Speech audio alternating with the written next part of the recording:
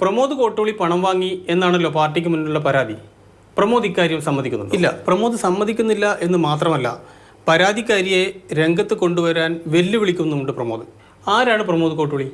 Pramod Kottooli CPM-ന്റെ Kozhikode area committee അംഗം, CITU-വിൻ്റെ ജില്ലാ സെക്രട്ടറിമാരിൽ ഒരാൾ, മുൻ DYFI SFI നേതാവ്. താരതമ്യേന ഇത്രയും ചെറിയ പദവിയിലിരിക്കുന്ന ഒരാൾ PSC അംഗത്വം പോലുള്ള ഇത്രയും വലിയ പദവി വാഗ്ദാനം ചെയ്യാൻ കഴിയുമോ? ഒരിക്കലുമില്ല. CPM-ന്റെ സംഘടനാ രീതി അറിയുന്ന ഒരാളും ഇക്കാര്യം വിശ്വസിക്കില്ല. അപ്പോൾ പ്രമോദിന് പിന്നിൽ മറ്റാരോ ഉണ്ട് എന്നല്ലേ? പ്രമോദ് കോട്ടൂളിക്ക് പിന്നിൽ 2 മുതിർന്ന നേതാക്കൾ ഉണ്ടെന്ന വിവരമാണ് ഇപ്പോൾ പുറത്തു വരുന്നത്.